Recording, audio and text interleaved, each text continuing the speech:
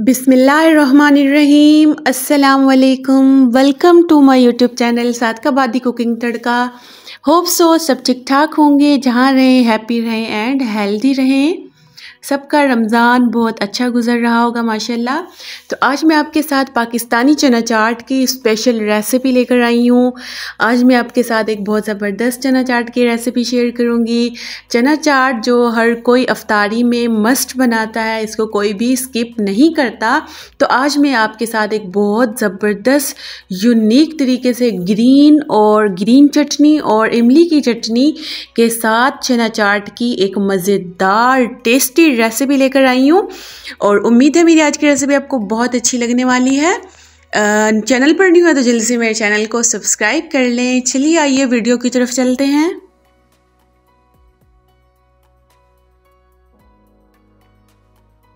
तो जी सबसे पहले मैंने यहाँ पर चनों को बॉयल कर लिया था। पहले मैंने इनको पूरी रात के लिए भिगो कर रख दिया था।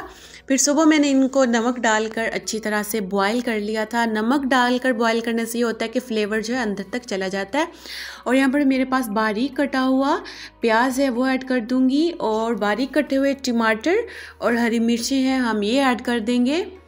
और बारीक कटी हुई मेरे पास शिमला मिर्च है, ये इसके अंदर हम ऐड कर देंगे। शिमला मिर्च की भी बहुत अच्छी खुशबू आती है चना चाट में। और यहाँ पर मेरे पास बॉयल आलू थे, बॉयल आलू हम इसके अंदर ऐड कर देंगे। बारीक कटे हुए आलू जो हैं बारीक कटे हुए हों, ताकि चना चाट की हर बाइट के साथ आलू आना चाहिए। अब हम इसमें कुछ स्पाइसेस ऐड करेंगे। 1 टीस्पून मेरे पास कसूरी मेथी है, और 1/2 टीस्पून मेरे पास चाट मसाला है, और 4 टीस्पून काली मिर्च पाउडर है, और 1 टीस्पून धनिया पाउडर था, और 1 टीस्पून ही 1/2 टीस्पून मेरे पास नमक था। क्योंकि नमक हमने पहले चनों के अंदर ऐड किया था बॉईल करते हुए, तो इसीलिए अब हम थोड़ा 4 टीस्पून के बराबर जितना हम यहाँ पर नमक ऐड कर देंगे। और सबसे मेन चीज़ जो है यहाँ पर ग्रीन चटनी है, जो मैंने हरा धनिया, पुदीना और हरी मिर्चें डालकर इसको ग्राइंडर में ग्राइंड कर लिया था, और ज़बरदस्ती हमने एक चटनी बना ली है। इस चटनी का इतना ज़बरदस्त फ्लेवर आता है चना चाट के अंदर, और इतनी गज़ब की खुशबू आती है कि बस कमाल हो जाता है। और ये मेरे पास आलू इमली की चटनी है, जिसको मैंने बना लिया था। इसकी रेसिपी भी मैं बहुत जल्द शेयर करूंगी अपने चैनल पर। तो जी ये भी हम पूरी इसके अंदर डाल देंगे, ऐड कर देंगे। ये दोनों चीज़ें चना चाट के अंदर इतना खट्टा मीठा फ्लेवर लाएंगी, बहुत ज़बरदस्त फ्लेवर आएगा इंशाल्लाह। आप एक दफ़ा ये चना चाट बनाएंगे, आपको बहुत अच्छी लगेगी। और ये मेरे पास लेमन जूस था, लेमन जूस ऐड कर देंगे 2 टेबल स्पून के करीब। और लेमन जूस जो है ये चना चाट के अंदर खट्टा मीठा टेस्ट लाता है। खट्टी खट्टी चना चाट बनती है हमारी, बहुत मज़ेदार।